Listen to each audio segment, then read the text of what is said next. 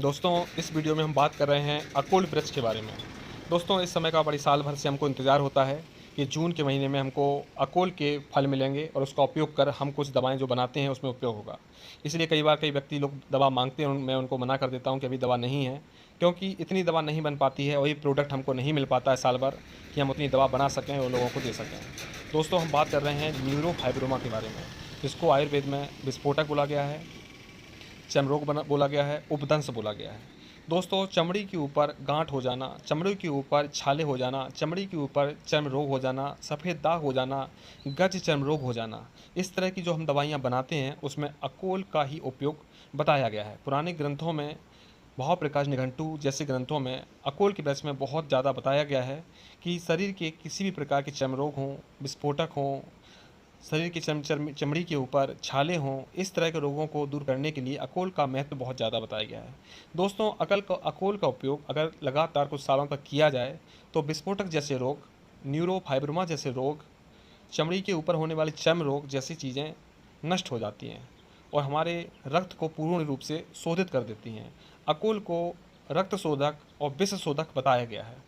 दोस्तों, किसी भी प्रकार की चर्म रोग हो, न्यूरोफाइब्रोमा हो, चमड़ी के ऊपर सिस्ट हो, ऐसी परेशानी को दूर करने के लिए अकोल के वृक्ष को, अगर अकोल की जड़ को लगातार कई सालों तक उपयोग किया जाए तो इस रोग को दूर किया जा सकता है। लेकिन दोस्तों, आयुर्वेदिक बहुत कम स्पीड में काम करता है, इस कारण से हमने इसकी कुछ दवाइयों को अपनी प्रक्रिया द्वारा बनाई। दोस्तों, पारा के साथ हम इसका उपयोग इसलिए करते हैं क्योंकि इसका रिज़ल्ट हमको तेज़ी से मिले।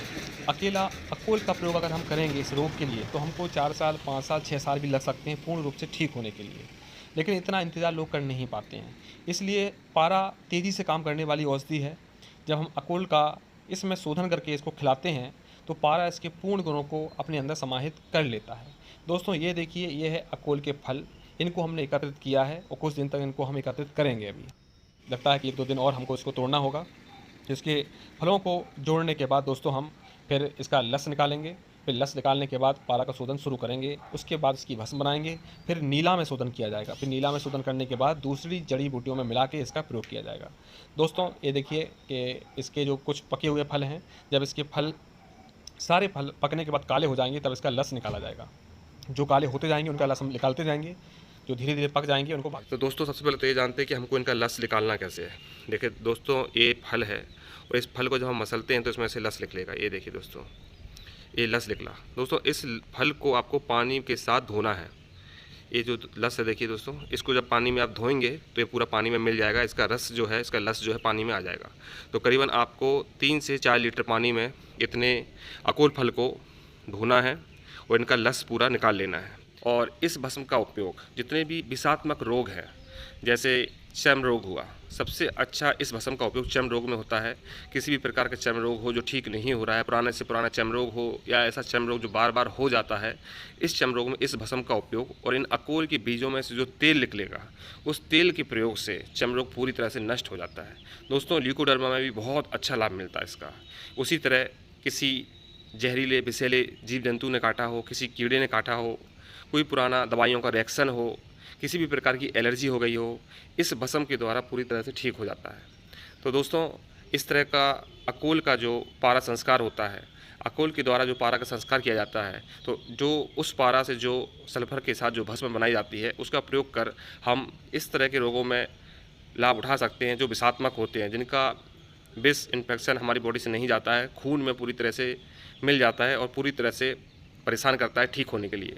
तो इस तरह अकोल का फलों का फ़ायदा, पेड़ का फ़ायदा उठाया जाता है। दोस्तों, कभी मौका मिलेगा जब इसको मैं बनाऊंगा, इसकी भस्म किस तरह से बनानी है, इसका भी वीडियो आगे चल के मैं डालूंगा। अभी मैं केवल इसकी तैयारी कर रहा था क्योंकि अभी इसको निकालने में काफ़ी समय लगेगा दोस्तों, और वीडियो काफ़ी लंबा भी हो जाएगा। तो सिर्फ अभी मैं इसका रस निकालने के बारे में और इसकी भस्म जो तैयार होती है उसके बारे में मैंने चर्चा की। इससे ज़्यादा कुछ अगर पूछना चाहते हैं, कुछ बात करना चाहते हैं, तो मेरे व्हाट्सअप पे आप मुझसे चैट कर सकते हो। मेरा व्हाट्सअप नंबर है 8982752782। ये देखिए दोस्तों, अभी हमने इस पारे को स्वर्ण माछिक के साथ मर्दन किया है और अकोल का जो रस निकला था उसमें मर्दन किया है, जिससे इसमें चमक आ गई है और स्वर्ण माछिक को इसने खा लिया है और इसमें स्वर्ण माछिक के गुण आ गए हैं। दोस्तों, अभी आप देखिए, हम इसको हल्दी में मर्दन कर रहे हैं। कच्ची हल्दी में हमने मर्दन किया है पारा को और अकोल की लस में हमने मर्दन किया है, तब ये मर्दन इस तरह का हो गया है। ये देखिए दोस्तों, ये हमने दारू हल्दी और अकोल की लस में इसका मर्दन किया है। ये प्रोसेस लंबी प्रोसेस होती है, 1 हफ्ते तक इसका मर्दन होता है। ये एक संस्कार होता है। इस संस्कार में हम दारू हल्दी और अकोल की लस को मर्दन करते हैं 1 हफ्ते तक। तब पारा में एक अजीब सी स्वर्ण के समान चमक आ जाती है, और जब हम इसको अकोल के रस में धो देते हैं तब चांदी की समान चमकने वाला पारा बन जाता है। देखिए दोस्तों, ये पारा हमारा दारू हल्दी की धुलाई के बाद इस तरह का बन गया है।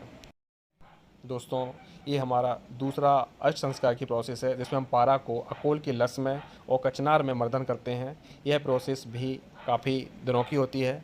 इसमें करीब करीब 10 दिन लगते हैं, और 10 दिन तक कचनार के साथ पीपर, अदरक, लहसुन, ग्वारपाठा, चांदी के साथ मर्दन होता है।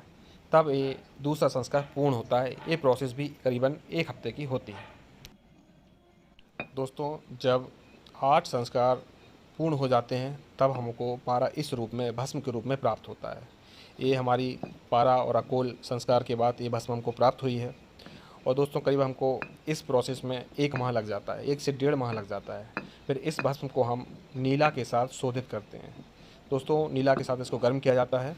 ये आप देख रहे हैं दोस्तों कि हमने नीला के साथ किस तरह से गर्म किया। इसमें पारा डाला है, नीला डाला है, फिर उसमें गर्म कर रहे हैं। फिर नीला के भी गुण पारा लेगा। इसके बाद हम पारा को फिर धुलाई करेंगे अकोल के रस में ही। तब पारा हमको बिल्कुल चांदी की तरह चमकता हुआ प्राप्त होगा। फिर हम उसके बाद सल्फ़र की जो भस्म बनती है, शुद्ध सल्फ़र जो होता है, उसके साथ हम भस्म बनाते हैं। फिर दूसरी दवाइयों के साथ उपयोग करते हैं। जी दोस्तों, नमस्कार।